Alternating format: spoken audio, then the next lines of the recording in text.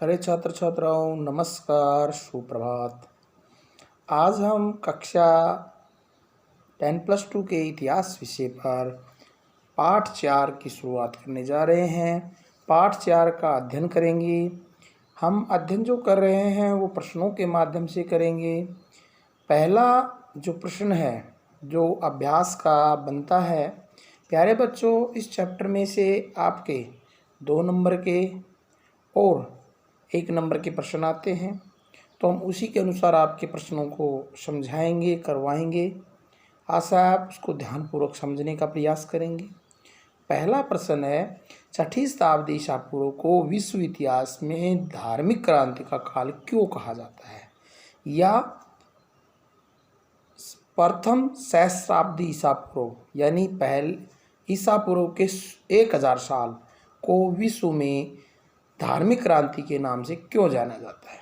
प्यारे बच्चों, आपको पता होना चाहिए इस काल के दौरान विश्व में अनेक चिंतकों का उदय हुआ, अनेक महान पुरुषों का उदय हुआ था।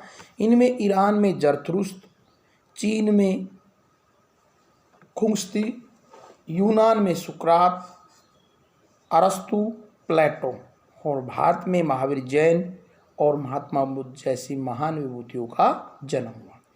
इन महान विभूतियों ने जीवन के रहस्यों को समझा, मानव और विश्व के आपसी संबंधों को समझा, रिश्तों के मध्य संबंधों को समझने का भरसक प्रयास किया।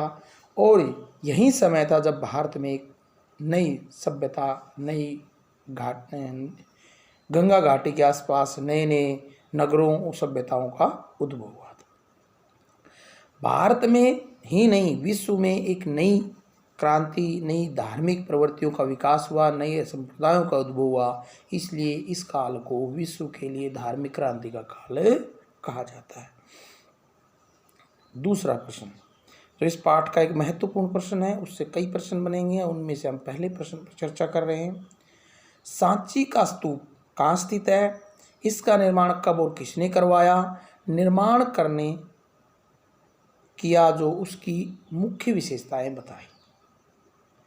प्यारे बच्चों, सांची का जो स्तूप है बौद्ध धर्म से संबंधित है, बौद्ध धर्म का प्रमुख केंद्र है।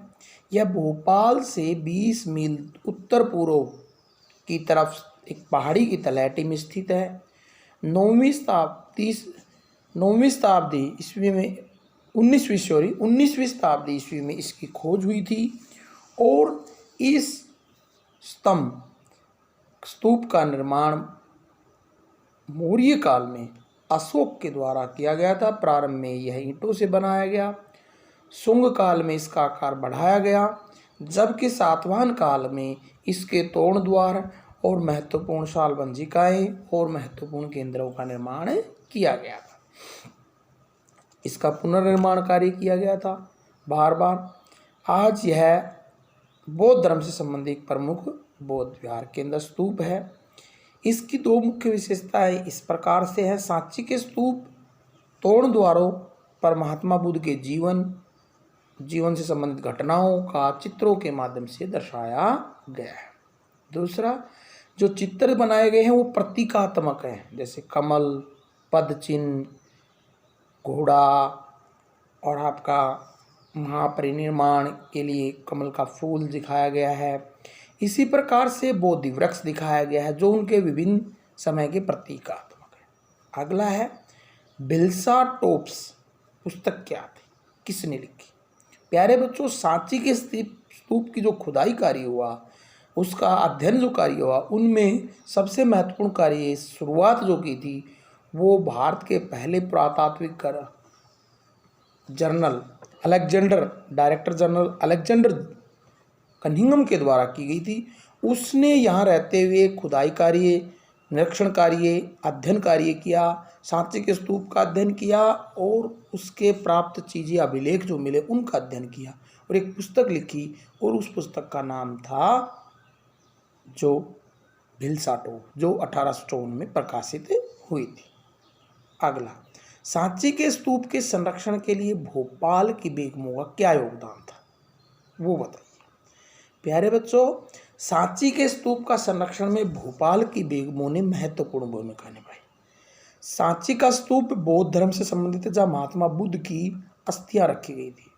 सांची, बरहुत, अमरावती ये स्तूप है, बहुत ज़्यादा मात्रा में स्तूप बनवाए गए थे उस समय। भोपाल की 2 बेगमें हुई, शाहजहाँ बेगम और सुल्तान जहाँ बेगम। इन दोनों ने भोपाल के पास स्थित सांची के स्तूप के संरक्षण में अहम योगदान दिया। जब फ्रांसीसी और अंग्रेज अधिकारी सांची के स्तूप की महत्वपूर्ण कलाकृतियों, तोरण द्वारों की महत्वपूर्ण चीज़ों को अपने साथ यूरोप में ले जाना चाहते थे, तो उन्होंने सबसे महत्वपूर्ण कार्य यह किया कि उन्होंने उनकी पीओपी यानी उसी आकार की चीज़ें बनवाकर उनको संतुष्ट कर दिया और सांची के स्तूप की मूल आकृति हमारे पास बची रही। दूसरा, सुल्तान जहाँ बेगम ने इस प्राचीन स्थल के रख रखाव के लिए धन दिया और इसके लिए वहाँ पर जॉन मार्शल के द्वारा जो खुदाई कार्य 3 साल तक के लिए किया गया, उनका अध्ययन कार्य किया, तो उसका खर्चा भी उन्होंने स्वयं उठाया। इसके अलावा सुल्तान जहाँ बेगम ने यहाँ पर संग्रहालय, अतिथिशाला दोनों के निर्माण और उनके रख रखाव का भी खर्चा उठाया।